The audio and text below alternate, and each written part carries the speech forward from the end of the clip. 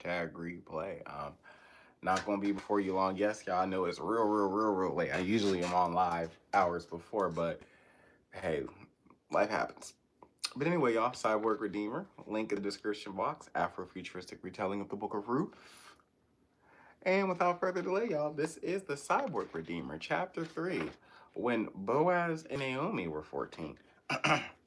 Drop, drop. A soft rain filled the city as Boaz and Naomi walked through the wide streets. The tall glass towers reflected hazy lights, blurred from the drizzle, making the whole city shimmer like it was alive. They had just recently graduated from high school, and before stepping into their roles as innovators and inventors, they decided to spend a little more time being kids. There was something about the rain that slowed the pace of life, made them feel like this season before responsibility claimed it all. Where's Eli? Naomi asked, stepping into a puddle. A faint hum flickered from the prototype around her ankles. She had designed it to keep the shoes dry no matter the weather. The water rippled, slid off, and left her boots spotless. She pointed down, half proud, half playful. Look at y'all. Won't he do it? Won't he will? Boaz jumped in right on beat, finishing her thought. They both laughed. It was the kind of laugh that always bubbled whenever one finished other sentences. It wasn't planned, just how their friendship worked, an unspoken rhythm. Boaz and Naomi bonded, and there was no denying it. I guess your prototype worked, Boaz said, raising his brows. I can definitely see this flying off the shelves. Thank you, Naomi said. She smiled, but her humility weighed down her pride. She didn't care about riches and fame. She just wanted to make homemakers' lives make homemakers' lives easier to build inventions that gave people, especially mothers, more time for love and joy. She often dreamed about the kind of mother she might be one day, and the tools she built now were little gifts for her future self.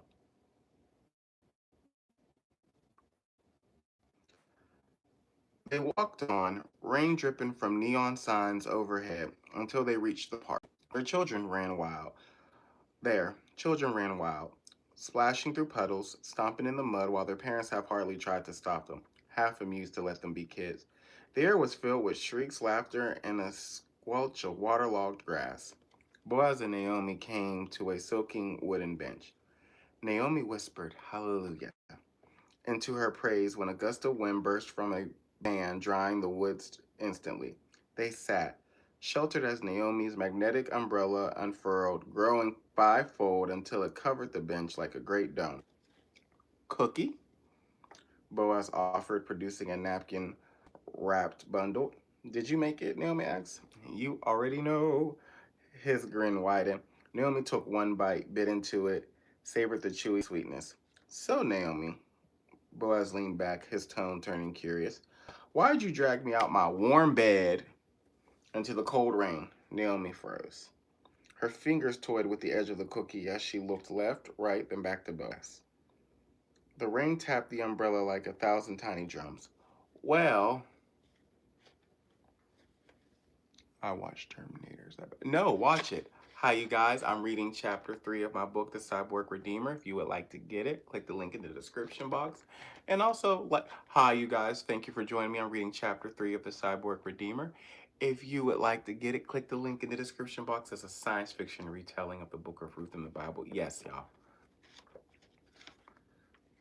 And no, it's not bad. Watch Terminator. I'm a science fiction writer. You think I'm going to tell you it's bad to watch Terminator?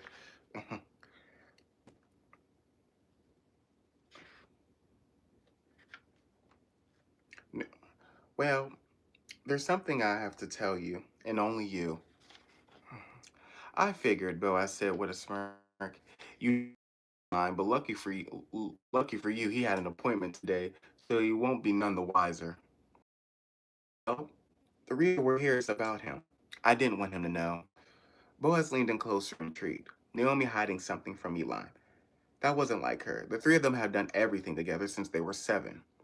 If one was missing, it always felt incomplete. For Naomi to want a secret, that was new. Naomi sat upright, her breath heavy, trying to push out air that wasn't even there. Her heart thumped louder and louder than rain. So what is it? Come on, spill it. You got me invested. Boaz, I'm in love with Eli. Girl, I knew that. Boaz burst into laughter so hard it nearly knocked him off the bench. I thought you were going to tell me you had a new invention. He snorted, clenching his chest. Naomi's glare snapped sharp enough to cut steel. Okay, I get it. But was I really that obvious? Yes. Boaz's answer landed flat, no hesitation. Then his tone shifted seriously. So when are you going to tell him? Tell him? Naomi shouted before catching herself, lowering her voice. I can't tell him. It would ruin our friendship. I love him too much to lose him as a friend. Her gaze dropped to the cookie in her hand before lifting it back to Boaz. That's sweet and all, Boaz said, but don't you love yourself too much to risk missing what could happen? Naomi's bit into the cookie again, stalling for time. The sugar melted across her tongue but couldn't mask the weight in her chest. Okay, I see your point. But we're just kids. Didn't we just graduate high school? Ain't this love stuff meant to... Naomi, Boaz shook his head slowly. Love doesn't care about timeline. It's limitless. You can have it whenever, from whomever. Naomi couldn't respond. His words settled in her chest, as heavy as the rain. She let her mind wander with a drizzle back to the beginning. Their friendship meant everything. Eli told her that himself, and she remembered clear as lightning the very first time he ever spoke to her. And yes, y'all, that was an excerpt of chapter 3 of my book called The Cyborg Redeemer. If you'd like to pre-order it, it's available in the description box. Science fiction retelling of the Book of Ruth. Thank you so much for joining me on this late night hour. Make sure you like, comment, subscribe, share, come back. Your favorite uncle loves you always. There's nothing you can do about it. Yeah, there's nothing you can really do about that. Yeah, bye. No, I can't speak Indonesian.